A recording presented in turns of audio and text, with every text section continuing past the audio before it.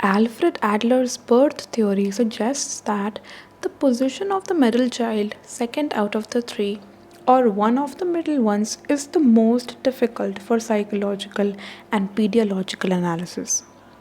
The middle child acts as a kind of buffer between the older and the younger children. It also implies that there is a possibility the middle child competes with both younger and older children. But we will get back to Adler's theory later. क्या है सनी? सनी सनी दफा। सनी के बच्चे मैं तुम्हें नहीं छोड़ूंगा। सनी सनी मुझे इरिटेट मत कर। ओ सनी सनी उठ, बाहर निकल, आउट। सनी दफा। अब तूने क्या कर दिया सनी? ये एक ऐसा फ्रेज़ है जो हमने सिंह फैमिली के सभी मेंबर्स से सुना है, स्पेशली अवतार और हिमानी से, जो अक्सर सनी को कहते हैं। फैमिली के सभी लोग, खासकर अवतार और हिमानी, अपने फेवरेटिज्म को ओपनली दिखाते हैं और हमेशा ये इंडिकेट करते हैं कि सनी उनका फेवरेट बच्चा नहीं है। लेकिन क्या वो उसे नफ़रत करते हैं? हाँ, मैं आपको ये प्रूव करूँगी एक्चुअली। सिंह फैमिली, खासकर अवतार सिंह, जो इतना, I think a lot of people really like Avtar Singh. मैं आप सबसे बहुत प्यार करता हूँ। वैसे प्यार तो हम भी तुमसे बहुत करते हैं बेटा। हाँ, बाकी बच्चों जितना नहीं, पर अवतार सिंह है घर पे तो टेंशन क्यों है तुम्हारे ऊपर? बट खासकर अवतार सिंह सनी को नफरत करता है। Evidence number 1, always forgetting him.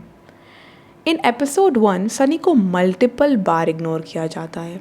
Dolly एक फैमिली वीडियो डायरी रिकॉर्ड करती है, right, at the end of the day, but as it's her first video diary she introduces all the family members, but somehow she forgets Sunny. Sunny की ये था हमारा पूरा परिवार। तुम शायद किसी को भूल रही हो। सनी मेरे भाई, मैं तुझे भूली नहीं, मैंने तो तुझे बस आखिर के लिए रखा था। सनी को खुद कहना पड़ता है कि डॉली उसको भूल गई। इस एपिसोड में एक बहुत हाइपोक्रिटिकल मोमेंट होता है जिसमें अवतार डॉली को समझाता है कि एक माँ बाप को अपने बच्चों की छोटी से छोटी बात पता होनी चाहिए। सनी ये बात सुनते ही चैलेंज करता है अवतार को। अच्छा तो बताओ मेरा स्कूल का नाम क्या है? अच्छा पापा, मेरे नए स्कूल का नाम क्या है? डॉन डॉन का स्कूल ना। एंड अवतार जवाब नहीं दे पाता। Just later in the episode Avatar doesn't even remember Sunny का बर्थ डेट। अच्छा पापा, मेरा जन्मदिन कभी है? 13 सितंबर। 24 मार्च। हाँ तो ठीक है ना, आसपास ही था। The saddest part of the episode is towards the end when Sunny confesses to Dolly. He says after Nikki's birth, nobody even talks to him or has time for him. He feels invisible. क्या हुआ सनी, अंदर आ। नहीं दीदी, कोई फायदा नहीं है, आपके पास तो मेरे लिए टाइम भी कहाँ है। क्या बात कर रहा है सनी? सनी तू मेरा छोटा भाई है, मेरा सारा टाइम बस तेरे लिए ही है। नहीं दीदी, ऐसा नहीं है। जब से निकी आई है तब से क्या मुझसे बात भी नहीं करता। मैं तो जैसे गायब हो चुका हूँ, कोई देखता भी नहीं मुझे। सबसे बड़ी आयरनी ये है कि सनी को ये सब खुद बोलना पड़ा। अगर वो चुप रहता तो शायद किसी को कभी पता भी नहीं चलता कि वो इतनी तकलीफ़ में है। एक हेल्दी फैमिली में पेरेंट्स और सिबलिंग्स खुद नोटिस करते हैं कि किसी मेंबर को प्रॉब्लम हो रहा है कि नहीं। But anyway, evidence number 2, no vacations with Sunny. In season 1, episode 5, Rolly auntie comes to complain about the treehouse in the Singh family's backyard, saying she wants it removed. मैं तो कहती हूँ अवतार जी, ये ट्री हाउस ही सारी मुसीबत की जड़ है। और इसकी वजह से मेरे आंगन में धूप नहीं आती। हाँ देखो ना, धूप नहीं आती और मेरे छोटे छोटे प्यारे प्यारे पौधे और खिलने से पहले ही मुरझा जाते हैं। मैं तो कहती हूँ जी, इस ट्री हाउस को हटा ही दो। ठीक है, आप टाइगर को निपटाओ, मैं इस ट्री हाउस को हटाता हूँ। सौदा मंजूर। सनी ये सुनकर शॉक्ड हो जाता है और कहता है हम लोग का कोई ट्री हाउस भी है, wondering why no one ever told him. आप हमारा ट्री हाउस काट देंगे? हम लोग का कोई ट्री हाउस भी है? हमारा एक ट्री हाउस है और अभी तक किसी ने मुझे बताया भी नहीं। तभी अवतार कैजुअली बोलता है कि उन्होंने गोवा में एक ट्री हाउस देखा था और यहाँ वैसा ही बना दिया। Sunny is taken aback. They've been to Goa? उसके तुरंत बाद रोहन मेंशन करता है कि वो सब तो डिज्नीलैंड भी गए थे। रोहन नॉस्टैल्जिक होकर कहता है पहले हंसी खुशी रहते थे, बहुत मजा आता था। तब तो रोली आंटी भी खुश रहा करती थी। फिर क्या हुआ? फिर तुम पैदा हो गए। Avtar's response is unbelievably cruel. This clearly shows how harsh and insensitive Avtar is towards Sunny. Avtar ने सनी को उसकी existence के लिए ही blame कर दिया। ये एक toxic parenting का example है। ये scene सिर्फ इतना नहीं दिखाता है कि सनी vacations पे नहीं गया, बल्कि ये भी prove करता है कि उसकी family उसके साथ emotionally attached ही नहीं है। Evidence number 3.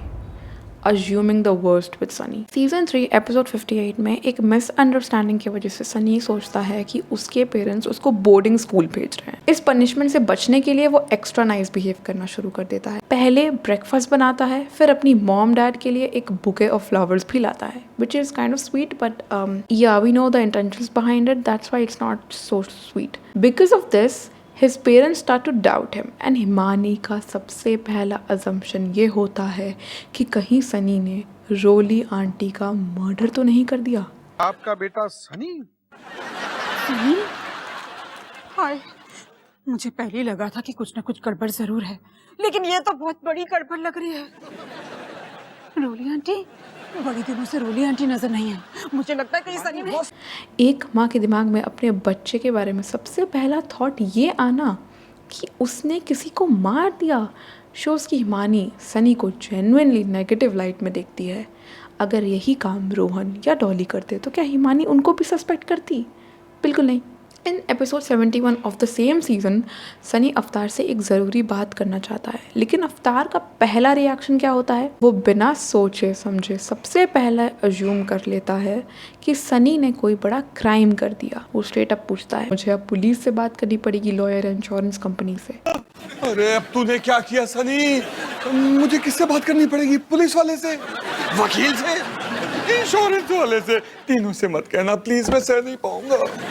मतलब उसको पूरा यकीन है कि Sunny must have done something really horrible. उसके जस्ट बाद रोहन आता है और बिना कुछ जाने वो भी यही अज्यूम करता है कि सनी ने कुछ गलत कर दिया। जब भी सनी किसी से नॉर्मल तरीके से बात करना चाहता है, उसकी फैमिली का पहला रिएक्शन यही होता है कि उसने कुछ बुरा किया होगा। जब एक इंसान बार बार बिना किसी वजह से ब्लेम किया जाता है तो एक टाइम के बाद उसको लगने लगता है कि चाहे वो कुछ भी करे, दुनिया उसको गलत ही समझेगी। ये एक साइकोलॉजिकल डैमेज क्रिएट करता है जो फ्यूचर में सनी की सेल्फ एस्टीम और मेंटल हेल्थ पे इफेक्ट डाल सकता है। I know he is a fictional character, but you still get what I'm trying to say, right?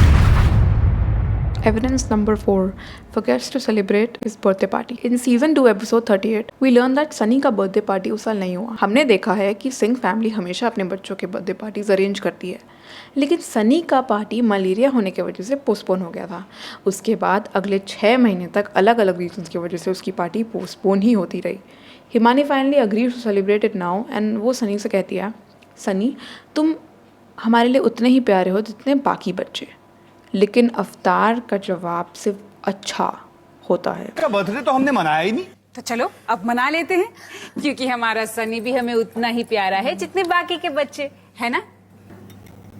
अच्छा, एक शक और डाउट से भरा हुआ अच्छा, जो ये दिखाता है कि अवतार सनी को उतना प्यार नहीं देता जितना बाकी बच्चों को। दिस इज एविडेंट जस्ट कुछ ही सेकंड्स बाद जब सनी अपनी पार्टी बूम वर्ल्ड में करने के लिए बात करता है तो अवतार उसे महंगा होने का रीज़न बताता है, लेकिन ये महंगा सिर्फ इसलिए लगता है क्योंकि सनी वो रिक्वेस्ट कर रहा है। ये तो बहुत महंगा है। अब अगर डॉली, रोहन या निक्की ने मांगा होता तो ये शायद। अवतार की तरफ से बायस और अनइक्वल ट्रीटमेंट क्लियरली शो होती है यहाँ पे। Evidence number 5 blames Sunny for Nikki's mistake. In season 1 episode 24, Rohan bursts into the kitchen in a fit of rage, accusing Sunny of locking him in the bathroom for 2 hours. Rohan क्यों चिल्ला रहा है? हुआ क्या है? माँ, इस सनी ने मुझे बाथरूम में लॉक कर दिया। पिछले 2 घंटे से मैं दरवाजा तोड़ने की कोशिश कर रहा हूँ। सनी ये डिनाई करता है, लेकिन हिमानी उस पर भरोसा नहीं करती ऑब्वियसली, और पूछती है अगर तूने नहीं किया तो किसने किया? फिर सनी बताता है कि ये निक्की थी क्योंकि उसके हाथ में कीज है। निकी ने किया है? इसके हाथ में तो चाबी भी है बाथरूम की। ये मोमेंट काफ़ी इंपॉर्टेंट है क्योंकि ये दिखाता है कि सनी को गलत तरीके से एक्यूज किया गया। The why, only one question left. Why do they treat him like that? We understand, according to Adler, the middle child often experiences a sense of marginality due to their position between the older and younger siblings. Sunny को अपनी जगह नहीं मिलती क्योंकि उसकी position 3 siblings के बीच में है। रोहन को फैमिली का ज़्यादा टेंशन मिलता है बिकॉज वो भोला है एंड थोड़ा क्लूलेस है। Dolly is a smart and matured one, तो सबको पसंद है डॉली। तुम कितनी केयरिंग हो ना, सबका कितना ख्याल रखती हो। एंड निकी तो बेबी होने की वजह से एक्स्ट्रा केयर मिलता ही है उसको। इससे सनी को पोजीशन मार्जिनल हो जाता है, उसे लगता है कि वो फैमिली में दिखाई नहीं देता। Adler said that due to the absence of excessive parental care and expectations, the middle child lives his own life, doing what he needs and what he likes. I'm the middle kid, so it's hand-me-down city. I've gotten good at working with what I've got. This paper also mentions bilateral competition. The middle child competes with both younger and older children. In the family, it is more difficult for him than others, and if all children are of the same sex, then the middle child is at a disadvantage. He will receive the least attention and will be overwhelmed by the need for competition. This theory paved the way for a deeper look into how birth order affects someone's psychological development. However, Adler's theory was just a theory, and research has since shown conflicting results about the impact of birth order. So I guess we can't solve everything. With that, thank you for watching. Do drop your personal theories in the comments.